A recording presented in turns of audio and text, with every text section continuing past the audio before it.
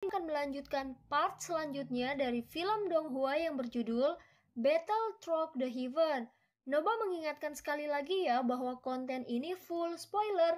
Tanpa lama-lama lagi, yuk langsung aja kita masuk ke isi ceritanya.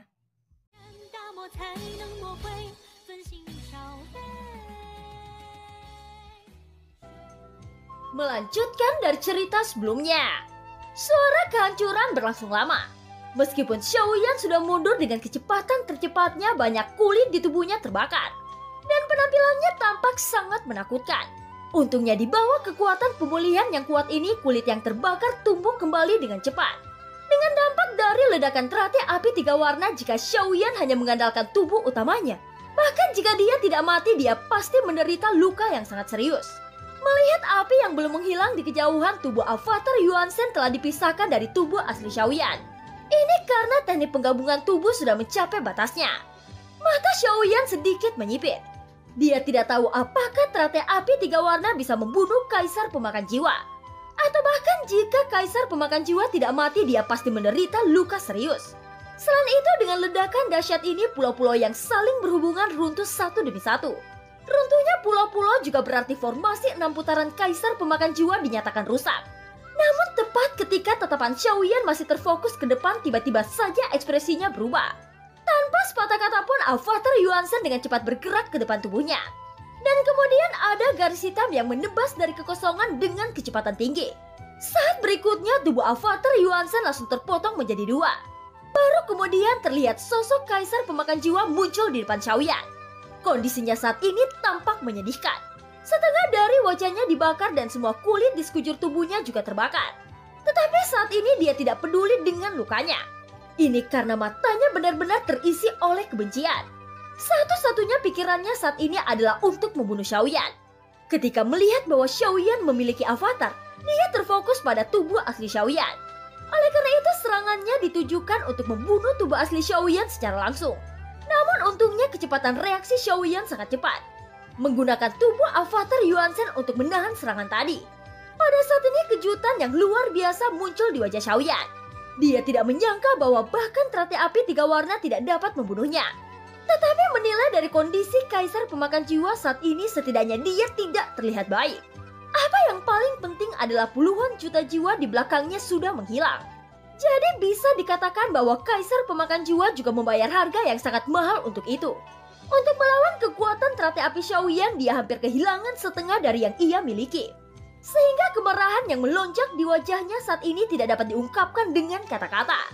Dan dia harus membunuh Xiaoyan bagaimanapun caranya. Pada saat ini, setelah avatar Yuan Shen dipotong menjadi 2, kaisar pemakan jiwa sekali lagi menebas ke arah Xiaoyan yang berada di depannya. Tapi bagaimanapun juga, avatar Yuan Shen merupakan tubuh abadi. Dan tubuhnya yang terpotong mulai terhubung kembali sebelum menyatu seperti semula. Setelah itu, sosoknya melesat untuk mengejar kaisar pemakan jiwa. Pada saat ini, jejak Shizun di antara alis Xiaoyan sudah redup. Ini artinya Xiaoyan tidak dapat menggunakan teknik penggabungan tubuh untuk sementara waktu. Dengan kekuatannya saat ini masih ada kesenjangan yang sangat besar untuk melawan kaisar pemakan jiwa. Segera sebuah cahaya melintas di tangannya, kemudian labu dewa bermata 9 muncul. Pendekar pedang gila, tolong keluar, ucap Xiaoyan sambil mengangkat labu bermata 9. Biasanya detik berikutnya pendekar pedang gila akan muncul sebagai gumpalan asap hijau. Namun setelah Xiaoyan memanggilnya, labu dewa bermata 9 masih tidak menunjukkan gerakan sama sekali. Xiaoyan tertegun sejenak. Hal ini merupakan yang pertama kalinya terjadi. Dia mengangkat telapak tangannya dan menatap labu dewa bermata 9. Namun ke-9 mata pada labu itu semuanya terbuka. Artinya labu dewa masih memiliki energi yang cukup di dalamnya. Hanya saja Xiaoyan tidak tahu mengapa pendekar pedang gila itu tidak muncul setelah dipanggil. Xiaoyan tidak punya pilihan selain menggertakkan giginya dan berteriak lagi. Rubah iblis berekor 9, tolong keluar, teriak Xiaoyan sambil melesat ke belakang. Pada saat ini avatar Yuan Shen serta avatar pemakan jiwa terjerat pertarungan sengit melawan kaisar pemakan jiwa. Tapi saat suara Xiaoyan keluar lagi, labu bermata 9 tetap tidak menunjukkan gerakan. Sue Lingzun, gadis bayangan, Bau Hulu, tolong keluarlah, ucap Xiaoyan mengatakan semua nama yang sudah dia kenal, tanpa kecuali bayi ajaib yang bernama Bau Hulu. Akan tetapi seperti yang dikhawatirkan Xiaoyan bahwa labu dewa benar-benar tidak merespon. Xiaoyan tidak tahu apa yang sebenarnya terjadi pada labu dewanya. Mungkinkah mereka semua takut pada kaisar pemakan jiwa? Kurasa tidak, gumam Xiaoyan. Dia sudah menyaksikan kekuatan sejati dari sosok-sosok yang ada di dalam labu dewa. Dengan kekuatan mereka tidak mungkin mereka takut pada kaisar pemakan jiwa. Pasti ada alasan lain mengapa mereka tidak mau muncul. Xiaoyan jatuh ke dalam perenungan singkat. Mungkinkah mereka percaya bahwa Xiaoyan benar-benar bisa menyelesaikan kaisar pemakan jiwa dengan kekuatannya sendiri? Sehingga mereka merasa bahwa tidak perlu untuk mengambil tindakan. Namun setelah Xiaoyan memanggil mereka semua, sebuah suara serak terdengar dari labu bermata 9. Nak, kamu jangan terlalu mengandalkan kami. Dengan cara ini akan sulit bagimu untuk menjadi orang yang lebih kuat. Kamu harus mengatasi beberapa masalah dan kesulitan sendiri, ucap pendekar pedang gila. Xiaoyan tersenyum pahit ketika dia mendengar kata-kata itu.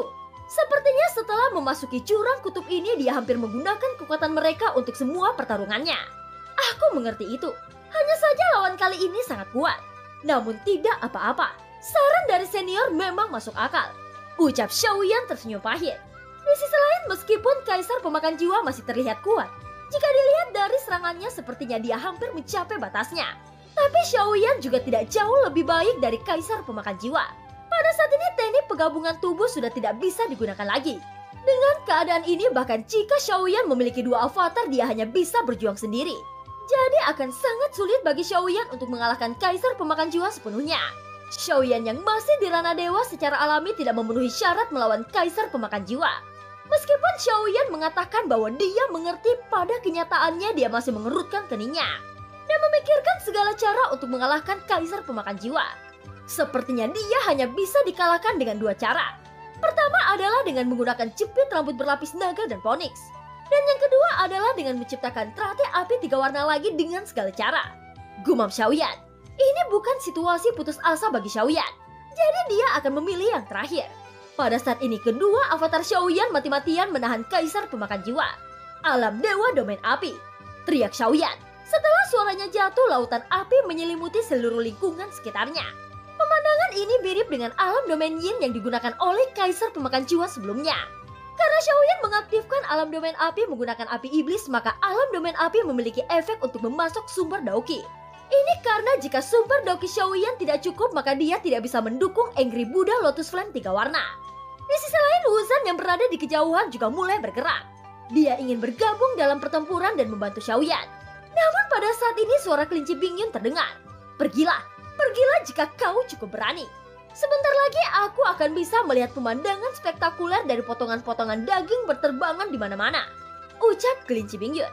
Mendengar apa yang dikatakan kelinci Bingyun, sosok Wuzan yang sudah melayang di udara tiba-tiba berhenti. Kelinci senior, kenapa kamu tidak membantunya?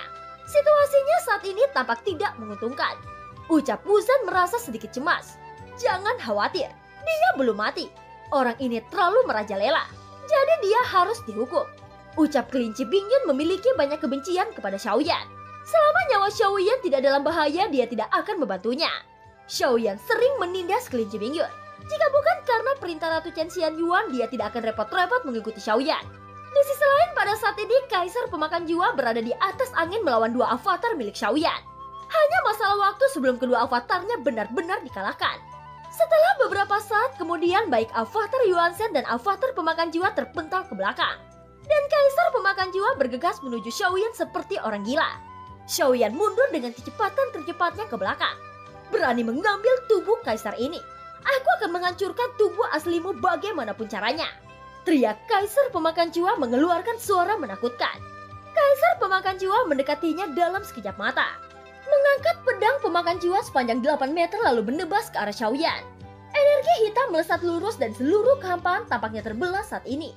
Tidak ada keraguan tentang pukulan ini. Yang diinginkannya adalah langsung membunuh Xiaoyan dengan satu serangan. Setidaknya bagi kaisar pemakan jiwa dengan kekuatan Xiaoyan sendiri tidak mungkin untuk bertahan. Namun dia tidak tahu bahwa selama periode ini Xiaoyan hanya mengulur-ngulur waktu. Pada saat ini sosok Xiaoyan yang sudah mundur ke belakang tiba-tiba menghentikan tubuhnya. Melihat ini kelinci Bingyun juga sedikit tegang. Dia tidak peduli tentang kematian Xiaoyan. Tetapi apa yang dia khawatirkan adalah begitu Xiaoyan mati maka dialah yang disalahkan Ratu Chen Xianyuan. Melihat penampilan Xiaoyan yang begitu berani membuat kelinci Bingyun gelisah. Sial, Apakah pria kejam 1000 pisau ini berniat bunuh diri? Ucap kelinci Bingyun juga meniru kalimat tahanan roh ketika dia mengutuk marah. Dia tidak lagi duduk diam. Saat ini sosoknya siap bergerak untuk membantu Xiaoyan. Seharusnya tidak. Dia tidak akan sebodoh itu untuk benar-benar berpikir mampu menghadapi keabadian kaisar dengan dewanya. Kecuali jika itu sudah dalam pengaturannya. Ucap kelinci Bingyun yang melihat ketenangan Xiaoyan. Sama seperti kelinci Bingyun yang masih dipenuhi keraguan pada saat ini telapak tangan Xiaoyan perlahan dibuka. Mengungkapkan Angry Buddha Lotus Flame 3 warna di telapak tangannya. Dengan telapak tangannya yang bergerak ke depan, teratai api itu melayang di sepanjang ujung jari Xiaoyan. Karena kamu menyukainya, aku akan memberimu satu lagi. Ucap Xiaoyan tiba-tiba menunjukkan senyum jahat ke arah Kaisar Pemakan Jiwa. Kaisar Pemakan Jiwa memiliki bayangan mendalam tentang ledakan yang dibuat oleh teratai api Xiaoyan. Sekarang ketika dia melihat teratai api lagi, sontak ekspresi wajahnya langsung menunjukkan kengerian. Itu karena dia tahu bahwa kekuatan teratai api yang tampaknya tidak mencolok ini sangat mengerikan. Tetapi bahkan jika Kaisar Pemakan Jiwa ingin mundur dengan kecepatan tercepatnya, itu sudah terlambat. Jangkauan yang dicakup oleh kekuatan teratai api adalah ribuan meter. Belum lagi ketika dia mundur, ada sosok avatar Yuan Shen muncul di belakangnya, mengepalkan tinjunya dan membanting ke arah Kaisar Pemakan Jiwa tanpa penyimpangan. Xiaoyan tahu bahwa ledakan teratai api ini sangat kuat. Tetapi dia lebih tahu bahwa untuk kekuatan fisik avatar Yuan Shen paling buruk dia akan terluka. Oleh karena itu Xiaoyan tidak khawatir menempatkan avatar Yuan Shen ke dalam jangkauan teratai api. Bajingan, aku harus keluar dari sini, teriak Kaisar Pemakan Jiwa. Kaisar Pemakan Jiwa menunjukkan ekspresi ngeri di wajahnya. Dan pedang Pemakan Jiwa menebas ke arah avatar Yuan Shen dengan panik. Tetaplah di sini, sudah terlambat untuk pergi sekarang. Ucap suara Xiaoyan datang dari avatar Yuan Shen.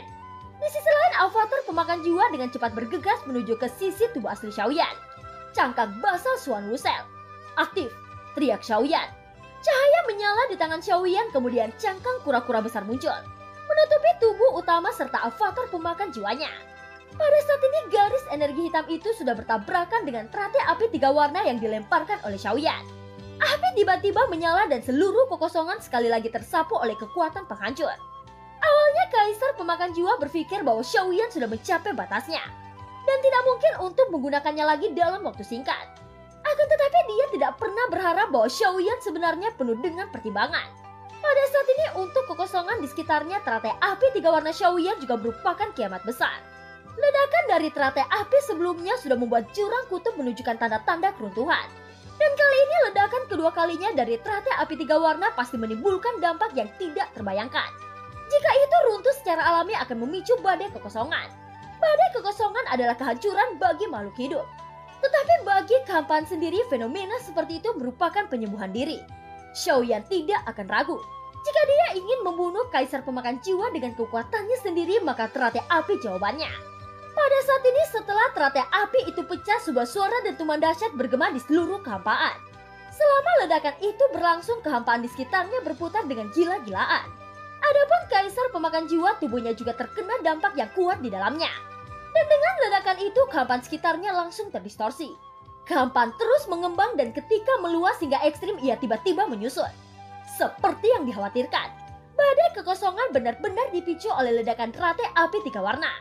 Dan badai kekosongan ini akan mempengaruhi seluruh dunia Xuanyan. Pada saat ini benua luas yang sudah hancur menjadi semakin hancur di bawah badai ini. Adapun mayat keabadian fisik bintang 5 itu, dia juga tersapu oleh badai kehampaan. Pada saat krisis ini, kelinci Bingyun masih melindungi Wuzan dan membawanya ke tempat yang aman. Di medan pertempuran saat ini hanya ada Xiaoyan dan avatar Pemakan Jiwanya yang berlindung di dalam cangkang basal Xuan Wusheng. Dan mereka aman seperti tidak terjadi apa-apa. Berbeda dengan avatar Yuan Shen yang berada di ruang terbuka. Sosoknya tersapu seperti kertas yang terombang-ambing oleh angin. Seteguk darah besar menyembur keluar dan semua kulitnya terbakar. Bahkan tubuh fisiknya runtuh dengan cepat. Tetapi pada saat yang sama kekuatan pemulihannya yang kuat juga memperbaiki tubuhnya. Jadi bisa dikatakan bahwa avatar Yuan Shen masih dapat menahan ledakan ini. Namun pada saat ini tanda bintang berkedip di antara alis avatar Yuan Shen. Dan suara misterius terdengar di benaknya. Tai Yuan Yi, anakku, ucap suara itu. Sebuah suara misterius masuk ke telinga avatar Yuan Shen. Avatar Yuan Shen melihat sekelilingnya tetapi dia tidak menemukan dari mana suara itu berasal. Tidak, kamu bukan anakku. Siapa kamu? Ucap suara itu lagi. Dengan masuknya suara itu, pikiran Xiaoyan yang ada di tubuh Yuan Shen juga terguncang. "Kamu berani mengambil anakku?" Ucap suara itu terus menderu di benak avatar Yuan Shen seperti guntur. Sampai sekarang Xiaoyan tidak tahu apa yang terjadi. Dari mana suara itu berasal dan siapa itu Tai Yuanyi, Xiaoyan tidak tahu. Meskipun klan Yuan Shenku telah jatuh, bajingan sepertimu tidak berhak mengambil tubuh anakku. Darah keabadian fisik bukanlah sesuatu yang dapat kamu najiskan. Ucap suara itu terus mempengaruhi jiwa Xiaoyan. Sementara itu ledakan dari teratai api berangsur-angsur menghilang setelah waktu yang lama. Namun suara ini terus muncul di benak avatar Yuan Shen. Pada saat ini avatar Yuan Shen dan tubuh asli Xiaoyan tidak lagi berada di posisi semula karena badai kehampaan. Untungnya hubungan antara avatarnya tidak diblokir. Setelah semuanya stabil, Xiaoyan mengambil kembali cangkang basal Swan Wusheng. Lingkungan yang awalnya benua luas berubah menjadi ruang kosong lagi. Dan di bawahnya ada air laut hitam yang bergelombang. Sekarang hanya ada sosok Xiaoyan dan tubuh avatar pemakan jiwa. Setelah kabut tebal menghilang, tidak ada halangan bagi kekuatan jiwa Xiaoyan untuk mendeteksi medan di sekitarnya. Ketika kekuatan jiwanya menyebar, semua aura di sekitarnya berada di bawah kendali Xiaoyan. Menurut rencana awal Xiaoyan, dia masih ingin menangkap kaisar pemakan jiwa hidup-hidup. Tetapi situasinya berkembang secara tak terduga dan Xiaoyan tidak punya pilihan selain menggunakan teratai api. Xiaoyan tidak tahu apakah dia telah sepenuhnya memusnahkan kaisar pemakan jiwa. Tetapi bahkan jika kaisar pemakan jiwa selamat, formasi hantu 6 putaran sudah dipatahkan oleh Xiaoyan. Selain itu, sejumlah besar jiwanya juga diledakkan oleh teratai api tanpa jejak. Jadi sekalipun kaisar pemakan jiwa selamat, dia sudah tidak lagi menjadi ancaman. Sementara itu, Xin diperlihatkan di kedalaman laut hitam.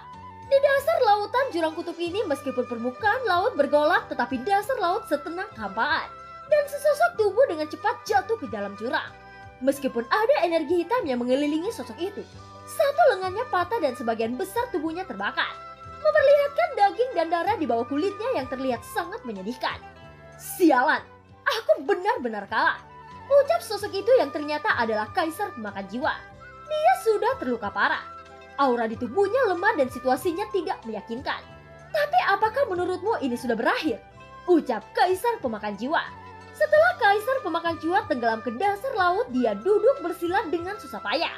Kabut hitam di sekelilingnya mengalir membentuk jejak hitam di depannya. Saat jejaknya dipadatkan, semua pemakan jiwa di daerah jurang kutub membeku. Dan kemudian menyapu ke dasar laut tanpa ragu sedikit pun. Arah mereka secara mengejutkan adalah di mana kaisar pemakan jiwa berada. Kekuatan kaisar pemakan jiwa berasal dari jiwa-jiwa. Selama ada jiwa cukup, maka kaisar pemakan jiwa dapat kembali.